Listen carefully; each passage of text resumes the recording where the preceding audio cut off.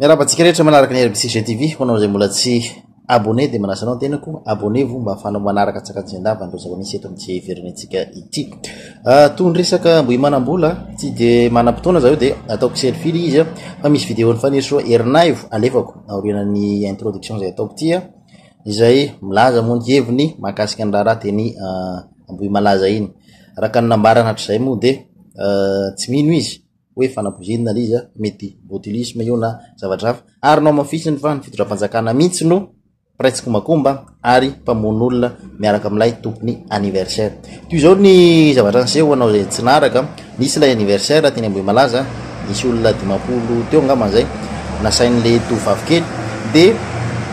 narary le olona zay nihinana ny sakafo tao de maty 7 hatreto mbola eo marary izay tsaboina de nilaza ny fitondram-panjakana fa rehefa natao ny fanadiadiana de fanampozinana mery vaika no nisy fa tsy resaka intoxication alimentaire de nalefa tany France lay échantillon de tamin'ny semaine lasa iny herina lasa iny nivoaka ny valiny analyse de nilazany zareo fa tsy singa nilazany zareo fa singa mery vaika tsy hita amin'ny vonon'olombelona hono tao anatin'le puisina zany de antanina moa ny fanjakana hoe inona le singa mery vaika de nilazany zareo fa confidentiel tsy afaka pahatana ohatr'izany zany de lasa mampieritreritra le izy hoe faty olona no misy de nefa zareo tsy mampafantatra avao hoe inona marina ny tena zava-misy marina de nanao fanambarana moa ifaneso herinaivo hatram'izay fa botulisme io zavatra io be be ny hypothèse naroziny de izay antrano mbola mafisiny ao anatin'ity vidéo ity hamafisiny fa fanainina famonoana olona ny miavana lay teny amboy malaza iny ary tompona ndraikitra voalohany am'izany na hoe tomponantoka ny reniny fenoasina ary ny fitondram-panjakana ankehitriny izay mbola tsy kombakomba am'zareo arahoary ny vidéo izay nataony. So zany huitrikitrehantsika foana ty resaka hoe anniversaire teny Amerikasiny ty tant que mbola tsy mandray ny andraikitrany ny procureur ny tana voalohany nisy olona tao nomena sakafo nisy olona tao maty an'izany sakafo zany nisy olona tao nanome an'izany sakafo zany raha ohatra zany ianao mandeha amina magasin na restaurant na anetran'olona na n'importe quoi ary na ohatra rano hoe asa raha tadidinareo reny hoe misy olona 4 meny andalana omenao sakafo daveo izy manao cinéma mody marary ohatrany daveo de enao lasa responsable an'iny dikan'izay zany fenoasina sy mamany tamin'ny 14 juin ny invité olona maromaro de marary sy maty reo olo reo de zareo zany no responsable voalohany indrindra. Ina ny responsabilité any pénal sy civil zareo responsable satria zany hoe homicide anontranga homicide volontaire na involontaire fanadiadina no ahitana an'izay forcena fotsiny manko hoe le olona voatazona any amponja no responsable fa hatreto lalàna de manizingizina fa ifenoasina sy mamany aloha zao no nanome sakafo olona ary nahafaty olona sy naparary olona mbola misy miady amin'ny fahafatesana 5 mbola miady amin'ny fahafatesana 7 no maty zany olona niaran'izay voina zay dia tsy azo avela am'izao fotsiny hoe tsy fantatraiza nafaty anazy fa singa mahery vaika na singa mahery vaika io na botulisme io na empoisonnement io na ina de responsable ifenoasina sy mamany. Ina ma responsable anazy pour homicide volontaire raha ohatra ka fanainina nomena poisina ry zareo na nomena sakafo mahafaty. Involontaire raha ohatra ka tsy fananina le izy kanefa nisy négligence atao na nisy ataontsika hoe fahafantarana efa hoe misy olona nanandrana le sakafo de narary de aveo maty de efa fantatry le mamany zay de ry zareo nandray fepetra hoe aza misy minana fa ny olona mbola nomeny any dikan'izay misy homicide involontaire satria tsy tena nanetratra hoe ovonona le olona fa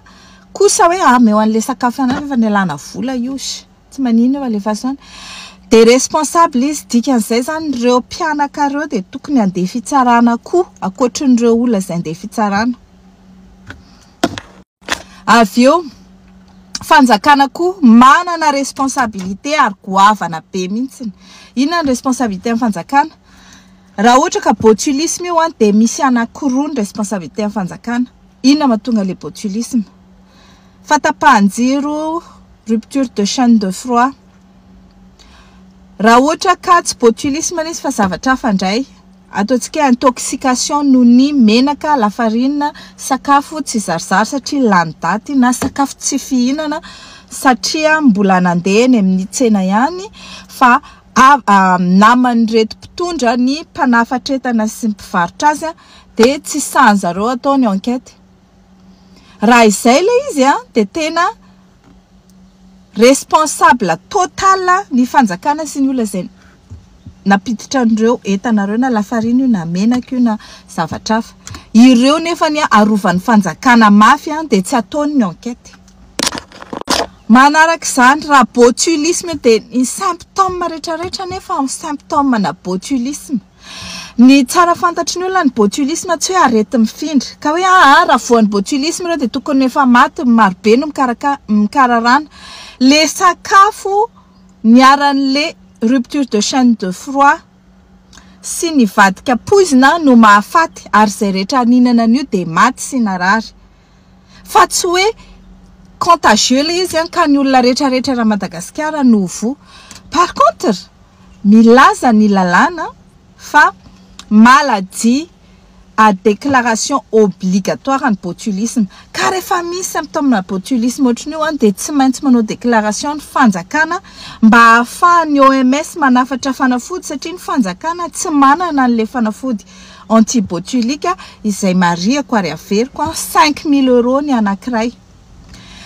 Ny dose anankiray 5 000 € tsy fantatra hoe ohatrina na firy ny dose ilay marary anankiray nefa ny amin'io. De ireto marary zay fa misy symptôme na botulisme reto zany de avela ho faty fotsiny eo de asiana oxygène de omena efferalgan mena tsy fantatro tsony ireo fanafody antidouleur amen'ny zareo fa le antitoxine mianaka le antitoxine tsy omena azy de mianaka anatin'ny vatany le toxine. Dikan'izay dia responsable famonoan'olona koa ny fanjakana par non assistance à personne en danger. Zany hoe double responsabilité. Responsable natonga ny fatapahan-jiro noho ny tsy fahaiza mitantana ny jirama. Responsable amin'ny fiarovana an'ireo olona izay mampiditra sakafo tsy azo hohanina lany daty impropre à la consommation. Responsable amin'ny tsy fitsaboana an'ireo olona ireo amin'ny antitoxine zay tokony hitsaboana azy de noho izany rehetrarehetra izany dia tokony ho tsaraina ihany koa izay mpitondra ny ministra, ny président, ny docteur, ministra anankiroa na telo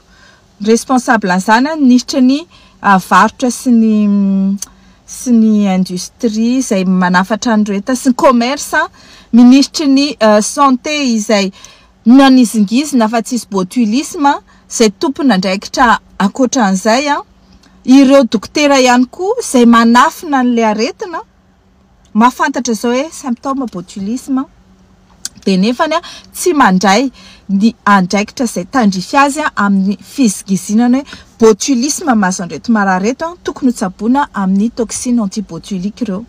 Maninona ny tsy manao an'izany? Matahotra ho faty, matahotra no voaroka, matahotra ho very asa de aleo zany le reto le tanora reto zatovy reto no faty eo satria nareo matahotra ny ainareo. Inona zany ny anaovana dokotera? Maninona raha tonga de nanao tsy haiko milisy da amin'izay izay manakarama anareo ihany no tsinjovinareo fa tsy ny aim-bahoaka no tsinjovinareo. Dikan'izay de zao alefasy le fitsarana ahitana hoe inona ny zavatra misy eo fa satria ny enina hatreto de tsy ny haiko izany mihitsiny ireo olona anankitelo lazaina fa tratra sy ny voatazona ny amponjy ireo tsy ny haiko ireo fa forcena fotsiny, forcen'ny procureur fotsiny hoe ny haiko izy. Zay nisa zao avay koa le relevé relevé ana SMS sy relevé ana appel sy ahitana an'izany fa zay mila mahita. De rehefa ohatra ka fantatrareo inona le poizina mahery vaika zay lazaina hoe tsy ampahafantarina fa atsika manko be felonana de sao de ampesapesainy gasy aiza ny antitoxine an'izay poizina zay maninona tsy omenandreo olo reo maninona tsy omenandreo antitoxine satria hatreto aloha ny olona zay mitsabo ao tsy misy manana antitoxine tsy misy nanafarana antitoxine fa de ohatrany hoe miandry zay gadonany eo fotsiny mepotika ny vatan'le olona sy ny tovany ao anatiny ao tsy misy scanner atao ijerena hoe hatraiza mifetraikany le aretina am'le olona tsisy analizy atao ny sakafo tsy natao analizy le olona marary tsy natao analizy am'izao tsika mitendry zao mbola tsy atao analizy ihany le olona de inona zany no andrasana inona ny andrasana fananina vonoana zany reo olo reo zay nge mahatonga ny olona manisy théorie be de be hoe soriny sipany ihany vatany ihany nanapozina satria tezitra fa hatreto ny fait constant et non contesté dia misy tompona ndraikitra anankiroa ny fanjakana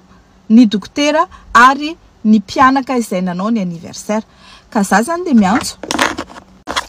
an'ireo fianakaviana aza manaiky nareo na mbola mitsabo na efa manana ny maty de zay no olona hitrikitrihanareo raha za manaiky miala am'ireo olona rehetrarehetra reo mahaiza mirahina de ny olona zay matsaro hoe tsy rariny kosa zavatra mitrango zao de tokony irahina miaraka am'ireo fianakavianareo mba tsy avelanareo hiady rery izy ka ianareo hitazana fotsiny satria ny mahazo an'zareo io mety azo any tsiraray aminareo zay ao Madagasikara ihany koa. Le vidéo dia ahoana ny fahitanao anazy ahoana ho anao manokana tena fanapoizinana ve sa fahapoizinana ara-sakafo no nisy sa inona ny tena zava-misy ary inona mahatonga ny fitondram-panjakana tena miditra antsehatra amin'ity